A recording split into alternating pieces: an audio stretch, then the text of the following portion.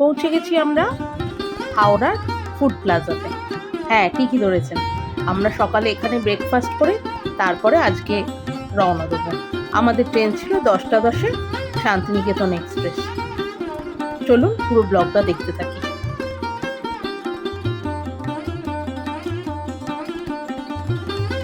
ট্রেনে উঠে পড়েছি, যে যার সিট খুঁজতেই ব্যস্ত। মালপত্র কোথায় রাখা হবে, সিটে কে কোথায় বলছে, এইসবই ঠিকঠাক করা হচ্ছে। আস্তে আস্তে লোক উঠছে, পুরো ট্রেনই ফাঁকা। এই যে বাকি সবাই উঠে পড়েছে ট্রেনে। ট্রেন আস্তে আস্তে চলতেও শুরু করেছে, ছেড়ে দিল। চলুন দুর্গা দুর্গা করে শান্তিনিকেতন পৌঁছাই।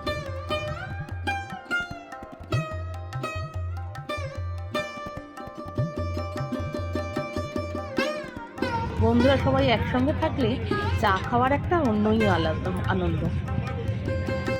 এই তো বর্ধমান পৌঁছে গেছি, ব্যাস আর কিছুক্ষণ তারপরেই পৌঁছে যাব একদম স্বপ্নের মতন বোলপুর, শান্তিনিকেতন।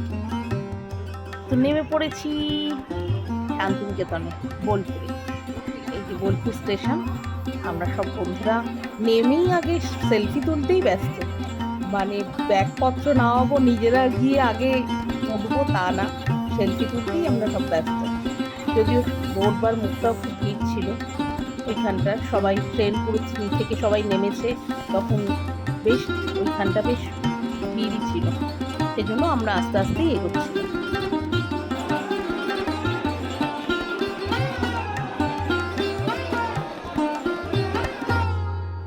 টোটো ধরে বেরিয়ে পড়েছি আমরা আমাদের গন্তব্যে। যদিও টোটো ওখানে অনেকই চাইছিল, কেউ 250, কেউ 300, কেউ 200।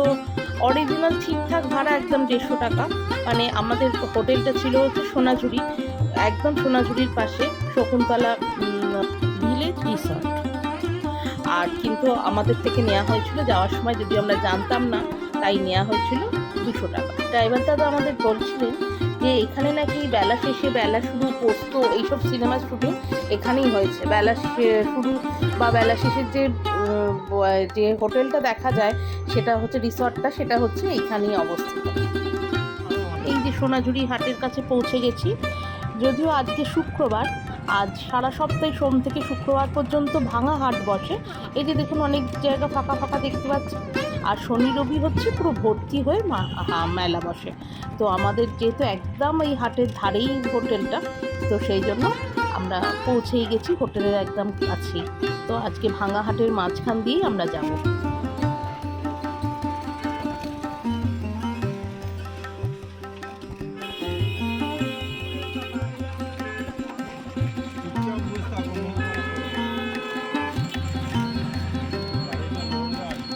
আরে বাপরে, কোথায় ছেড়ে দেওয়া হলো আমাদের। 4টে মেয়েকে যদি এরকম একটা কেনাকাটা হাটের মাঝখানে নিয়ে এসে ছেড়ে দেওয়া যায়, ভাবতে পারছেন আমাদের অবস্থা। মানে আমরা পারলে টোটো থেকে ওইখানেই নেমে পড়ি, রিসর্টে পরে যাব। দাদা আপনি পারলে ব্যাগপত্রগুলো পৌঁছে দিন, আমরা আসছি। মানে কি নেই সেখানে, ব্যাগ, চুড়ি, হার, শাড়ি, কুর্তি, চাদর, মানে কি নেই, মেয়েরা যা চাই সব সব এখানে আছে। মানে দেখেতে মানে সেই ক্যাডবেরির অ্যাডের কথা মনে পড়ে যাচ্ছিল, মানে লাড্ডু ফুটা, মানে সেই অবস্থা আর কি। তো চলুন আমার সঙ্গে দেখতে থাকুন আপনারা, আর মাঝে মাঝে পারলে এসে এনজয়ও করে যেতে পারেন।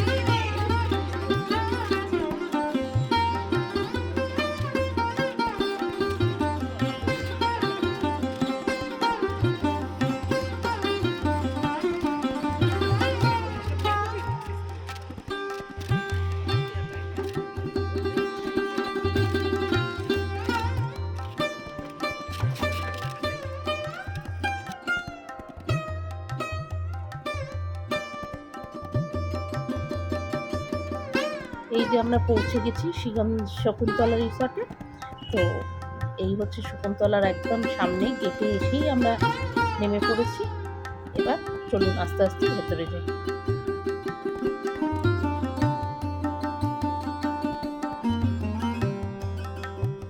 আচ্ছা চলো, নিয়েছিস সুটকেস? আরেক ও ইয়ে নিয়েছি। রামশ্যামটা তো পাশেই, ওই যে দেখা যাচ্ছে ওই যে পাশে একদম পাশে।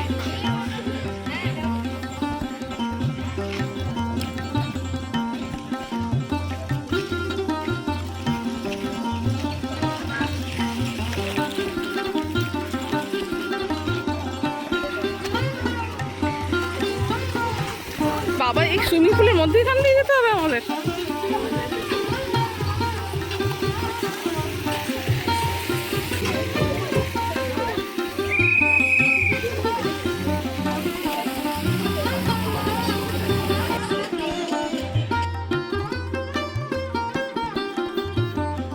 আস্তে আস্তে ঘরের ভেতরে ঢুকি।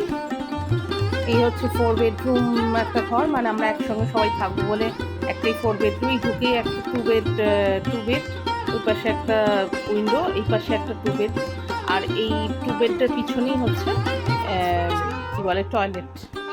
আর এই যে এসি আছে, পাখা চলছে, আর এমনি নর্মাল ঘর, টিভি আছে, সেরকম কিছু নাথিং স্পেশাল, মানে খুব একটা হাইফাইও নয় ঘর। সামনে এরকম দোলনা আছে, ঘরের সামনেই একবারে দোল খেতে পারেন, বেশ ভালোই লাগবে। শকুন্তলা রিসর্টের আজকের মেনু, তো আমরা আজকে শকুন্তলা রিসর্টে খাইনি, যদিও এটা হচ্ছে শকুন্তলা রিসর্টের রেড চাট এবং আজকের মেনু। তো আমরা খেয়েছিলাম হচ্ছে একদমই এর পাশে রামশ্যাম, এই যে রামশ্যামের আমরা খেয়েছিলাম সেদিনকে, সবাই বলেছিল রামশ্যামের খাবার বেশ ভালো, তো সেই জন্য আমরা রামশ্যামেই খেতে গিয়েছিলাম। তো রামশ্যামের খাবার, এটা হচ্ছে নন এসি জায়গা, আর আমরা এসিতে বসেছিলাম। এসিটা দেখুন একদম ভর্তি পুরো একদম, আর বেশ ভিড়ও ছিল, সবাই বেশ সেই সময় খাওয়ার সময় এসেছিল, তার ফলে প্রচণ্ড বেশ ভিড় ছিল। এই যে থালি সিস্টেম, থালিতে অনেক কিছুই ছিল, আর তার সঙ্গে আমরা আলাদা করে মাছ নিয়েছিলাম। খেয়ে উঠে আমরা এই সামনেটা একটু ভাঙাঘাটে একটু ঘোরাঘুরি করছিলাম, হাঁটাহাঁটি, যদিও সেদিকে মানে খুবই আমরা ক্লান্ত ছিলাম, তার ফলে খুব বেশি ঘুরিনি। সামনেটাই অল্প স্বল্প জিনিসপত্র দেখাদেখি করে আমরা হোটেলে ফেরত চলে গেছিলাম, কারণ এটা একদম সামনে, তার ফলে কোনো অসুবিধাই হয়নি। তারপরে একটু রেস্ট নিয়ে আমরা আবার বিকেলবেলা